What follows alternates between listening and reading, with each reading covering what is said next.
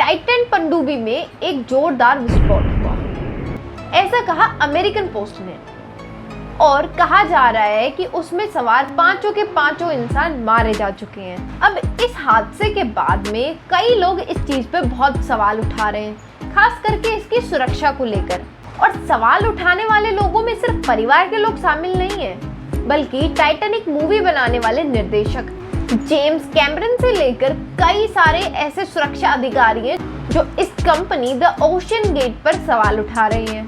Titanic पनडुब्बी में मारे गए पांचों लोगों को श्रद्धांजलि दी जा रही है।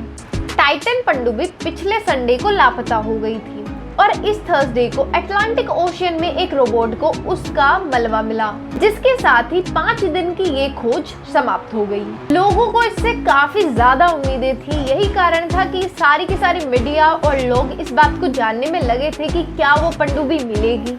टाइटैनिक के मलबे को देखने गई ये पनडुब्बी का मलबा अटलांटिक ओशियन में टाइटैनिक के मलबे से 1600 फीट दूर मिला और इस पनडुब्बी को खोजने के लिए एक हाईटेक रोबोट की मदद ली गई थी। टाइटैनिक पनडुब्बी को ढूंढने की ये कोशिश आखिर तक हताशा भरी हुई थी। एक यूट्यूबर की खोज के मुताबिक इस पनडुब्बी के अंदर लोगों को बिठाने के बाद इस पनडुब्बी को बाहर से लॉक किया जाता है।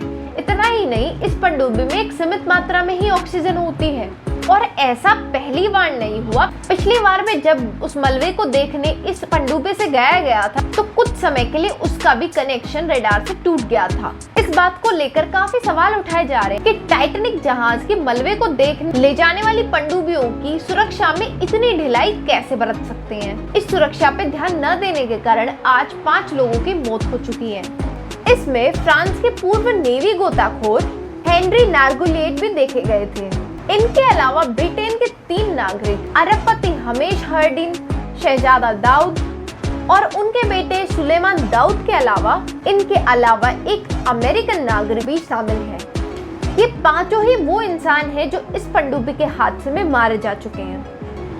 इस जहाज के मलबे को देखने जाने के लिए एक सीट के लिए कम से कम भी $25 लाख देने पड़ते हैं। ये खतरों से भरा हुआ बहुत ही महंगा प्रयत्न था।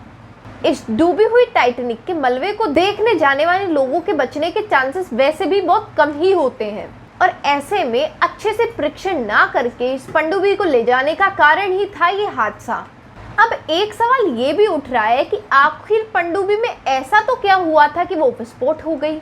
अभी तक टाइटैनिक के मलबे के 5 टुकड़े मिले हैं और अभी तक पता नहीं है और कितने टुकड़े बाकी हैं।